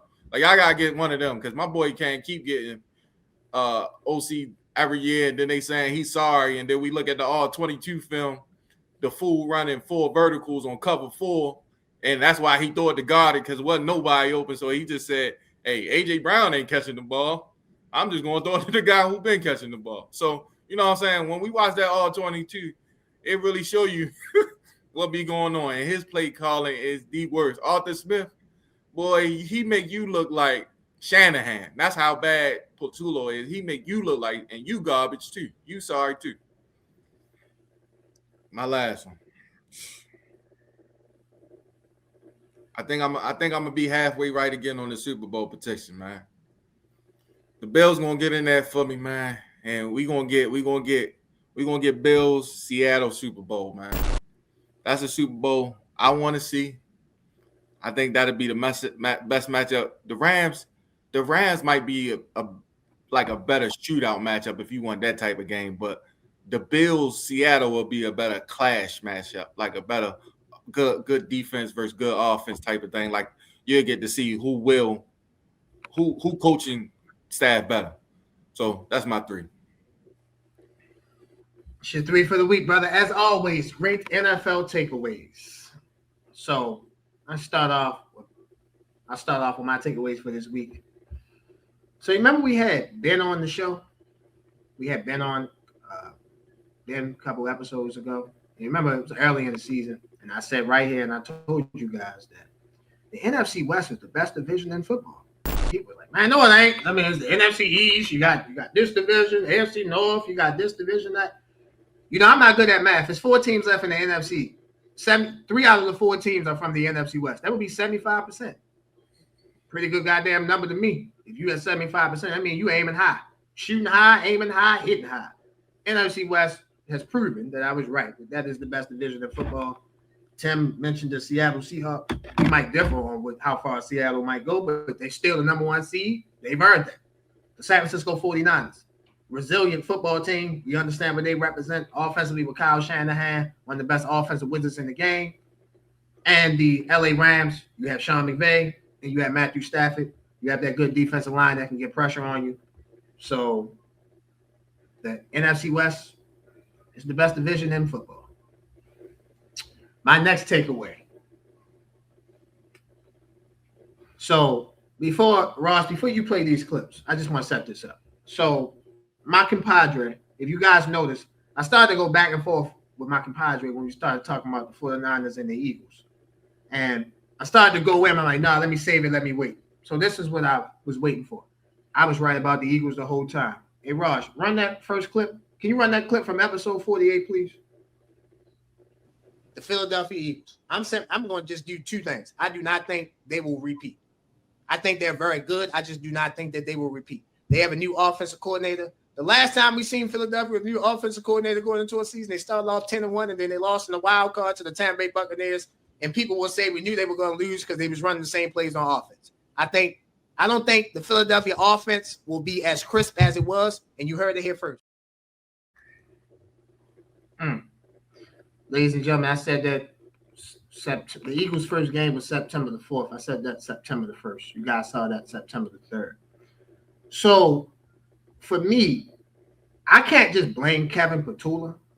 I just can't do that because, like, me knowing football, someone has to, for example, we're highly opinionated. I don't never take credit. I'm gonna give you guys inside the situation here, highly opinionated. If I'm not a fan of you, you wouldn't be here. Now that doesn't mean I know everybody that comes on the show. I don't know every guest that comes on the show. My compadre Tim, John, Ross, they do an amazing job getting guests. Shout out to Tim, John, Ross. Them guys are amazing. But I don't know everybody that comes on the show. Tim will tell you he doesn't know everyone that comes on the show. But if Tim has beef with someone, I'm not gonna go get that person to come on the show. You feel me? Because that's disrespecting my co-host. And I'm sure he wouldn't do the same to me. At least I would hope not. My point of saying that is that Kevin Petula doesn't have a job unless someone gives him a job. Now, the coach is, oh, my God, I forgot his name. The Eagles coach. Oh, my God. Nick Sirianni. Nick Sirianni. He has an offensive background. As a former offensive coordinator with the Chargers, a wide receiver coach back in the day. He has an offensive background. To me, this Eagles collapse. As I said in episode 48, the preview show, this NFL season preview show. This collapse to me is on 3 people. The head coach. I agree with Tim. The offensive coordinator, where Tim is right about the offensive coordinator, the offense is so simplistic. Very, very simple. Very, very simplistic. Let's go back. They had Brian Johnson before they hired Kellen Moore. The Brian Johnson offense was for 1 year. They fired him. Kellen Moore was their offensive coordinator for 1 year. He got a promotion because he got a head coaching job with the New Orleans Saints. And then now Kevin Petula is their offensive coordinator. They're probably going to be looking for a new offensive coordinator. So again, I blame 3 people. The head coach, who hired the offensive coordinator, and I blame the quarterback, Jalen Hurts. Now, before you play this second clip from Sean McCoy, I just want to say this. I'm not fully blaming Jalen Hurts like it's all his fault. I'm not doing it because I don't believe in that. Like, I believe that you as a player, you go out and execute what the coach tells you to execute. But Jalen Hurts should have some say. He is a Super Bowl MVP. Like, he shouldn't just be going for the BS.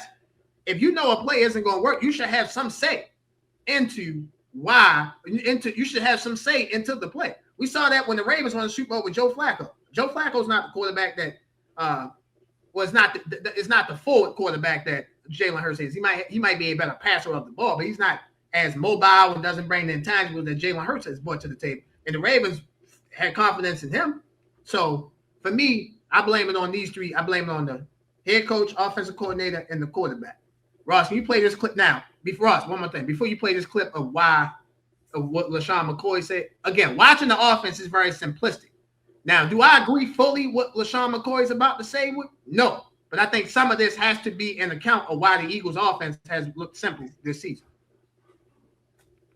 It hurts. I gotta be honest, man. Like, Jalen Hurts, I need you to be special. Make plays. You know, and then, like, I did a lot of digging, man. And I won't throw them under the bus here, but I know some people, right? And the problem is we can't do different exotic looks, different formations, different motions, because I'm hearing that he can't really do it. Now, I don't necessarily fully all the way agree with that, but I will say, I feel like a quarterback, you had Jalen Hurts as the number 2 quarterback going into the season, and others have come on this show and said he's a top 5 quarterback. A top 5 quarterback, a number 2 quarterback, or the second best is supposed to uplift and overcome. I didn't see that this year from him. I didn't see him uplift and overcome. You feel me? And I feel like with Kevin Petula, it's easy to blame the offensive coordinator, but the offense was dominant last year. A.J. Brown was reading the book last year on the sideline. So the offense wasn't crisp last year. It looked crisp because they won the Super Bowl. And they won the biggest game. And they were dominating teams. They were mauling teams. But when you lose the player, the reason why I go back to the clip of 48, everybody knew that the offense wasn't going to be the same. Like, you had a new offensive coordinator and from Kellen Moore to Kevin Petula, and they lost hella players from Milton Williams, Darius Slade. They lost. I feel like they lost somebody else in the C.J. Gardner-Johnson. He was on that team. They lost key players. So for me, I'm not going to just blame one guy. Again, the whole city of Philadelphia go, y'all can throw eggs at Petula House. But if you watch the show, I was on this episode 48. They're a good team. They just weren't going to repeat. And there's nothing wrong with that. They'll reload, they'll retool, and, see what they do next year for the season. Go ahead. Well, Sean, that might be the dumbest take I ever heard. You can't run pre-snap stuff because he can't run pre-snap. The OC can't run a motion because he don't know how to run motion. You know how dumb that sounds? I don't think to be fair to Sean McCoy, I don't think he was saying that. Yes, like the offensive coordinator can run pre-snap motion, but I'm saying no. He's saying Hurts can't run it. That's what he said. He said they don't run it because Hurts can't run it. Why can't he? He said no. He said there are certain things in the offense that they want to run, but they can't run it because they feel like Jalen Hurts can't do it. Yes, he named pre-snap stuff. He didn't name concepts. So that's that's dumb. That was the dumbest take I ever heard. Like, that was dumb. For me, I'm looking at concepts because I think Jalen Hurts can motion somebody to come. He did that at Alabama playing with Dayball. So I've seen that. My point is about the concepts. Again, it's easy. Yo, we did this every year. The Eagles don't win. The offensive coordinator, Brian Johnson, he's the worst offensive coordinator in the world. He sucked. He ain't no good. He ain't this, he ain't that. Okay, cool, fine. Who hired him? Nick Sirianni hired him. Like, bro, he has to take accountability for that. Yes, okay, them two. That's it. And then they hired Kellen Moore. Okay, they won the Super Bowl, but their offense wasn't dynamic. They ran the ball. They bull rolled people. They steamrolled you. They mauled you. That's fine. And then they hired Kevin Petula. All I'm saying is, you told me this guy was the second best quarterback in the league, bro. I ain't seen your uplift and overcome. That's all I'm saying. And that offense, no one would. And that offense, that's fine. You don't watch the whole. I'm telling you, if you a top 5 quarterback, you're supposed to uplift and overcome. No, you're not in that offense, bro. You don't watch the all 22. No, bro. The Eagles not gonna have the best offensive coordinator, bro. They're not gonna have that. So, bro, it's not even about the best. it's not even about the best. It's an adequate offensive coordinator. He sucks. Like, watch the all-22, bro. I'm not making stuff up. Bro, listen. I'm about to show you. He ran all 4 Burks on cover 4. I saw the manual outro. I got you. I get He that. broke the whole game down, not just that play. Not just that play, bro. I'm not saying he's a good. I'm not saying he's the best offensive coordinator. That's the point. That's the point, though. If I put you in a bat, I'm not even giving you situations to win. Like, you're not even getting schemed to beat the defense correctly. So how is that on the quarterback? Like, you can put Mahomes in that. Mahomes is going to be trash. You can put Allen in that. He's going to be trash. I disagree with that because the reason why the scheme is not designed for you to win. The reason why I put it on the quarterback is because the quarterback should have some say. Bro, this he has no say in the offense. This is not a movie, bro. This is not TV. I understand it's not a movie. I'm saying so a Super Bowl MVP not gonna have no say in the offense. This is not you audibly. Hey yo, it's Kevin Petula fault, bro. The Eagles lost. Bro, so they should fire him. Who do you want to be the offense coordinator with the Eagles, bro? Because I'm good, Joe. Anybody with an offensive background. I got you. Yo, anybody with an offensive background. Anybody with an offensive background. Okay, cool. Offensive background. Hey, ladies and gentlemen. Hey, Ross, clip this. So next year when the Eagles don't win and the offense might look a little stagnant, just because you don't win, they're going to blame that coordinator too. Like, bro, just because you don't win it, bro. The head coach hires the offensive coordinator. So the head coach should get blamed. Then you hire the offensive coordinator. Okay, I'm saying your point is the quarterback. You told me this guy the second best quarterback in the league, but now all of a sudden, bro, man, this ain't no movie. He just run what they call. You right, bro. You got it, Joe. So I got you. You told me Jalen Hurts. You told me Jalen Hurts could have won the Super Bowl last year if he was on the Chiefs. You said that. You said that out your mouth. What does that have to do with the quarterback? I'm saying if you're the second best quarterback, you're supposed to overcome. No, not if your coach sucks. The coaching sucks. The schemes are not. They're not even the schemes to beat the defense, JD. So how are you going to win if the scheme is not even designed to win? You can't uplift that. The Eagles players didn't play well. Let me ask you a question. Did the Eagles have a lead against the Packers? Did they start out with a lead against the Packers? I mean, not the Packers. I'm sorry, the 49ers. Yeah. Did they start out with a lead against the 49ers? Okay. They did. And that's why he did. I'm agreeing with you that the offense gets stagnant. And that's the crazy part. That's why all on the offensive coordinator. That's all I'm saying. And that's the crazy part. I'm talking, hey son, I'm talking to my son on this. Hey son, I know you watch the show. Hey bro, when you make bad decisions, it ain't my fault. You out here making them. I'm the coach, I'm the parent, but it's my man. Come on, man. Listen, you gotta take accountability. The players need to step up, bro. You said the man was the second best quarterback. Bro, he did uplift. That's why they was winning in the first place. He uplifted them to win. Dude, even they ran the ball, bro. They didn't win last year. They ran the ball. They ran the ball. They mauled people. They played good defense. They had a rotation, bro. They threw the ball in the Super Bowl. They threw the ball in the playoffs. What you mean? They don't just hand the ball off every play.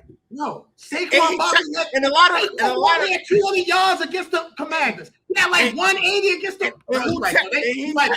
They ran into a lot of them run calls, bro. He checked into a lot of them run calls, bro. That was him. He checked into a lot of them run calls. The offensive line wasn't that good this year. The offensive line wasn't that good this year. The offensive line wasn't that good this year. Right? So they couldn't run the ball like they could. I agree with that. Right? The offensive line wasn't that good, so they couldn't run the ball. Right? So now we got to pass the ball, but we running schemes that don't beat it. Our offensive coordinator, all those offensive coordinators told y'all we just run the ball just to run the ball. But that's Hurts' fault. That's Hurts' fault. That's what you do. No. You're running with the Jalen Hurts fault. I never said it was fully his fault. But to sit here and to blame one guy. To sit here and blame one guy when I told you on 48 that this was going to happen. Yeah, bro, I'm good with that, bro. Is he a good offensive coordinator? No, but I'm not blaming just him. I'm blaming the head coach, the offensive coordinator, and the quarterback. People keep telling me, okay, bro, be top 5, uplift and overcome. Right. Yep. Uplift and overcome, bro. I seen Josh Allen uplift and overcome on Sunday. Not with that. They know how to. Bro. They You're right, bro. You're right. Because Joe Brady, bro, hell of an offensive coordinator, bro. The Bills got hell of weapons, bro. He's making it work, bro. Everyone is better than Patullo. Everyone. Okay. Everyone. I'm not. Listen. I'm not saying that they not. That's not what I'm saying. I'm not here. If you let me talk, if you have the worst, so if you have the worst of the worst. And bro, I blame the head coach for hiring the offensive coordinator. I made that abundantly clear. I said I blame the head I'm not blaming the quarterback. I'm not blaming the quarterback. I blame the head coach 60%. I blame the offensive coordinator 30%. I'm giving 10% blame to the quarterback because people keep telling me you this, you that. Okay, bro. So when I sit back and I watch, I'm saying, bro, are you going to uplift and overcome? Are you going to take what you have and try to maximize what you have? Hey, bro, you couldn't. And the reason why you can't is because they have a bad offense coordinator. Okay, bro, cool. Hey, bro, listen, we don't get these passes to nobody else in the league. Like, I know a guy that played with a terrible offense. We ain't going to play, man. You know what, man? Oh, I got you, yo. I got you. And listen, yo. The Eagles are a good team, bro. They were never going to win the Super Bowl. They lost too much talent. The Eagles got high off their own supply. You feel me? Whereas though they overvalued them. They lost hella guys, and that's okay. The Eagles. They was better. They was better defensively this year than last year. So I'm not. It was Kevin Patullo. Not to my eye, bro. Hey, Tim, let me teach you a lie, bro. Numbers lie to you, bro. Use your eye test, bro. They weren't better this year than what they were last year. They just weren't. You're right. I'm telling you. But all right, bro, fine. You take the numbers, bro. Take the numbers with you, bro. Take the numbers right with you, bro. They weren't better. They had Milton Williams. Milton Williams was a rotational player last year. Like, I'm good, bro. I'm good. They was better on defense than they was last year. But that's fine. Okay. What made them better this year than last year? They held people to 14 points after they signed Jalen Phillips. They only had one bad game defensively after they signed Jalen Phillips. So they was a better overall defense this year than last year. Top in the red zone, all that. They had better everything this year than last year. More sacks and all that. Like they was better defensively. They were better defensively this year than what they were last year. Okay. We agree to disagree. I'll just leave it at again. Milton Williams, you had Slade. Let me say this another thing with the Eagles. Their linebackers regressed. They regressed. They weren't the same line. They didn't play as good as they did last year this year. You could Jacoby Dean. Zach Braun. Zach Braun was run up for defensive player, was in the running for defensive player of the year. He got taken advantage of on Sunday by McCaffrey and Juszczyk. Kyle Juszczyk took advantage of Jacoby Dean and bro, that man caught 2 passes, bro. That ain't taking advantage, bro. And he was wide open, bro. Missed blown coverage, bro. He ain't taking advantage of nothing. Hey man, listen, bro. You got all the answers for you, Eagles, bro. Good luck, man. Good luck to you, bro. Good luck to you. You got it, bro. I know. You got it, bro. You got it, bro. Good luck to you. Good luck to y'all, man. Hey, Philadelphia, please hire the best offense. Please hire the best offense coordinator so I ain't got to hear this shit next year about how y'all ain't got this and y'all ain't got that, bro. That's fine, bro. Please hire the best. My proof is film. Go hire Tim. Go hire somebody. My proof is film. Your proof is just talking. Again, that's fine, bro. You can have film. For film. All I'm saying is that I'm not going to just blame the offensive coordinator, bro. That's low-hanging ass fruit. So at the end of the day, that's fine. That's fine because people don't like to blame. People don't like to blame the root of the problem. That's just nice inside. Hey yo. Okay, you're right. What's the root of the problem? How does the offensive coordinator get hired? I just told you both of them are to blame. Ladies and gentlemen, we're gonna take a quick break. We're watching the best episode of Highly Opinionated you done watched. Ladies and gentlemen, this episode of Highly Opinionated is sponsored by Wolves of War. In some of the episodes, you can see my co-host and Ross wearing a brand called Wolves of War. Wolves of War is our first sponsor, ladies and gentlemen, and we are so thankful to have those guys sponsoring Highly Opinionated. Thank you very much. The actual meaning of Wolves of War is that it represents having a strong path behind you through the battles of life. With the right people behind you, you can get through anything. You guys see the link for Wolves of War? Make sure you guys click on the link, shop, great apparels, t-shirts, sweatsuits, whatever you want, they have. Once again, Wolves of War. Make sure you guys go shop. Welcome back to a jam-packed edition of Highly Opinionated. Tim, time to end the episode. Let's end the episode picking these NFL divisional playoff games. Let's start with games in sequential order. Let's start off with the Buffalo Bills traveling to Denver to take on the Denver Broncos. The Buffalo Bills are favored by 1.5. The over-under is 46.5. This game is Saturday, 4:30 on CBS. Jim Nantz, Tony Romo, Tracy Wilson will be on the call. Tim, simple question. Who advances to the AFC Championship game? The Buffalo Bills or the Denver Broncos? Hey, man. Well, 50 Cent saying, what song was it? Was it one of his songs? He was talking to Eminem. He said, "Hey, Em, you know you're my favorite white boy, right?" Hey, man, that's how I feel about Josh Allen, man. Hey, man, we going Bills, beat the Broncos. It's not really upset because it's a 1-point game, so I wouldn't put it in the upset. But I think Cook gets the running game going a little bit, going better than what they did versus the Jags. Jags have, if not the best run defense in the league, top 3, if I'm not mistaken. They only allowed 75 yards a game. So I think that helps open up more passing lanes for Josh Allen. He's going to have to do a lot like normal, but I think he figures out the way. They figure out a way to get the winner. I think the Bills defense, man, they just going to get them timely stops, man, the ones that you need. So give me the Bills. Bills. You like the Bills to defeat the Denver Broncos. This is a rematch of last year's AFC wildcard matchup where the Buffalo Bills defeated the Denver Broncos 31-7, and that game was in Buffalo. However, this game is in Denver. Denver is coming off the bye week, so I expect Denver to be a little sluggish coming out. I think Buffalo coming just because they played in the wild card game, they'll have a little bit. They'll have faster. They'll have quicker momentum. They'll be at a faster pace at the beginning of the game. And I'm right with you. I think this is Josh Allen's time. Low key, I thought whoever won Buffalo and Jacksonville would emerge as the true contender in the AFC. I picked Jacksonville last week to beat Buffalo. They went down there and beat them, found a way to get it done. And what I saw from Josh Allen, he is the best quarterback in the NFL. Another one of the things you said before the season that you got right, Josh Allen being the best quarterback. So in games like this, I'm gonna rob the best quarterback. I think it'd be a somewhat low-scoring game. Give me the Buffalo Bills to defeat the Denver Broncos. The next game we're gonna have is Saturday at 8:00. A rematch. These teams have faced each other. This will be the third meeting. Obviously, NFC West cohabitates. The San Francisco 49ers travel to Seattle to take on the Seattle Seahawks. This game is Saturday at 8:00 on Fox. Kevin Burkhardt, Tom Brady, Aaron Andrews, Tom Rinaldi will be on the call. Seattle is favored by 7.5. The over-under is 44.5. You want to go first? You want me to go first? I can go. I mean, it's up to you. Normally we flop them, but I can go first. Okay. If you, I'll go first. So I'll take it this time. So the last time these two teams met, they met Week 18 to decide the NFC West division title, and it was 13-3. Low-scoring defensive type of game. I think it will be another low-scoring defensive type of game. This game comes down to me to turnovers.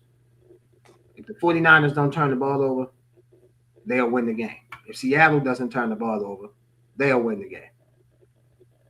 In games like this, I go with the better coach and the better quarterback. And to me, the better coach, the better discrepancy is between the coaches, between Kyle Shanahan and Mike McDonald versus Brock Purdy and Sam Darnold. I'm taking the San Francisco 49ers to go to Seattle and get their payback in Week 18. Give me the 49ers to get the win against Seattle.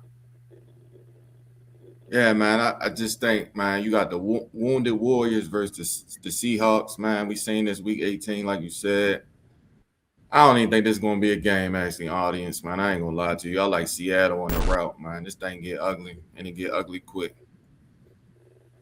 You like Seattle? Should be a good game. Saturday night, 8:00 on Fox. Sunday's NFL action kicks off at 3:00 on ESPN/ABC. Before I introduce this game, this is the first time in my lifetime that I can remember the divisional games on Sunday not being on CBS and Fox. This year it's on ESPN/ABC, and then the last game is on NBC. So the Houston Texans, coming off that big win Monday night, travel to New England to take on the New England Patriots. This game is Sunday, 3:00, ESPN and ABC. New England's favored by 3. The over-under is 41.5. This game will be called by Joe Buck, Troy Aikman, Lisa Salters, and Laura Rutledge. Tim, from your first pick, you picked Buffalo to beat Denver and to advance to the AFC Championship game. So who will Buffalo be playing? Will they be playing the Houston Texans or the New England Patriots? I think this is going to be the best game of the weekend. I'm kind of torn on this game still. Like I'm just gonna go Patriots because they're at home. Stroud can't perform like he did last night versus Patriots if they have a shot. I don't think he plays that bad, but I don't know something about this Patriots Steelers. game. He can't play like that against how he played against the Steelers against the Patriots. Yeah. He can't play. Yeah, he can't play that same way.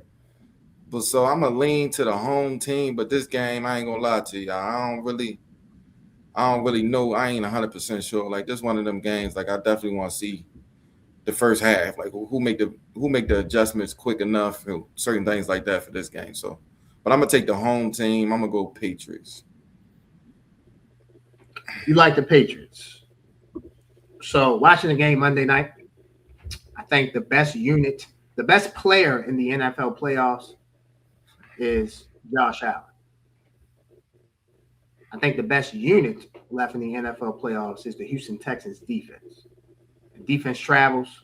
Defense will keep you in relatively low-scoring games. Like you said, C.J. Stroud could not perform like he did Monday night, Sunday afternoon at 3 o'clock, 3:05 Eastern time in New England. He simply can't do that. I don't think he will. Now, two injury notices going into this game, ladies and gentlemen. When you watch this episode, wide receiver Nico Collins is in a concussion protocol. Cornerback Christian Gonzalez is in concussion protocol. So I feel like if both of those players are out and can't play, that kind of like levels the playing field. I don't have my best receiver. You don't have your best corner. Now, I'm not going to say it's a motto, but it levels the playing field. I am going to take the best unit left in the playoffs. Give me the Houston Texans. I think the Houston Texans go on the road and find a way to stifle Drake May. The Chargers did a little bit of that last week. They didn't have the offense. I think the Texans have just enough offense. Give me the Texans to defeat the Patriots.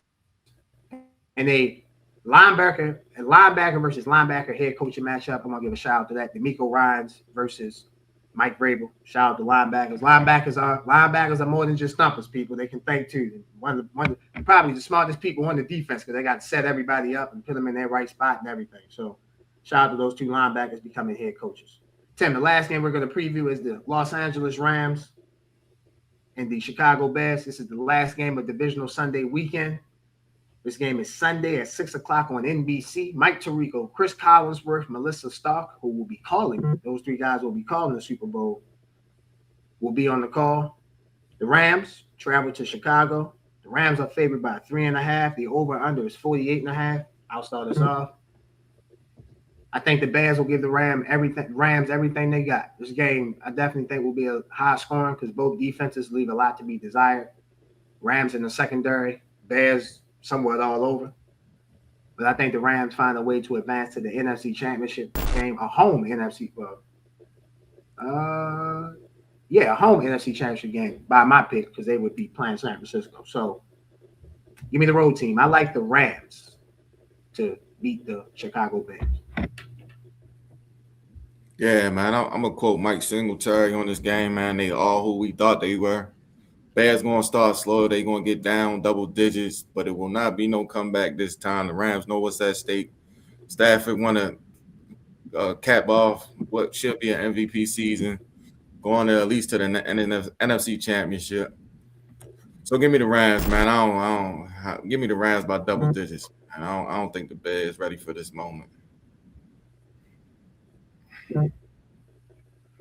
So we both like the Rams. We both like the Bills. You like Seattle. I like San Francisco. I like the Patriots. You like New England. Ladies and gentlemen, enjoy the best weekend of the NFL season. Divisional weekend should be 4 amazing, great games. We're going to get out of here with some college basketball. As you guys can see, college basketball schedules on the screen. You got games Tuesday, Wednesday, Friday, and Saturday. I am looking forward to watching Vanderbilt, the number 10 team in the country. They play Wednesday at Texas. Big game that. And then Saturday they play at home against Florida. So number 19 Florida. Florida just got back in the top 25 last week. Shout out to the defending national champions. But I'm definitely looking at Vanderbilt. Vanderbilt is led by 2 guards. They're led by Tanner. He averages 17.3 points a game. Miles averages 17.2 points a game. Their leading rebounder, he had McLaughlin. He averages 7.4 rebounds a game. This Vanderbilt team is undefeated. To me, they don't have the biggest side. It's not the biggest team. They're a scrappy 3-point shooting team. They shoot the lights out the ball. So I'm really looking forward to seeing what Vandy does this week. Again, at Texas and home against Florida on Saturday. As you guys know, with college football ending up, college basketball is, in effect, live in here. We are definitely on our way to the March Madness. So can't wait to watch this college basketball week progress. Another game I want to give a shout out to. It's not the biggest game. It's a game actually on Tuesday, Kent State and Buffalo. Those type of games you guys will see on the screen. Those games would be what I don't want to call them bracket busters, but those would be the games that you might want to look out for as March Madness progress. A team that can defeat a lower seeded team that can defeat a higher seeded team, as Yale did a couple years ago, et cetera, et cetera. So NC State, when they were a 10 seed, I know NC State's from the ACC, but still, they were a lower seed. So you guys are going to bring that to you. So look forward to bringing college basketball to you. We'll obviously get more into college basketball as the football season ends. Ladies and gentlemen, I want to thank you guys for watching episode 67 of the best sports show out, Highly Opinionated. For the best producer and editor, Ross. For my guy right here, the Roundstown rec legend himself. Hopefully he ain't too mad at me. He'll come back next week on the show. I love you, brother. We just disagree on the end. So I love you, brother. I am merely Josh. Hopefully you guys see me next week and Tim don't kill me. Enjoy episode 67. Hopefully I'll see you next week for 68. I'm out. We out, baby. Appreciate y'all.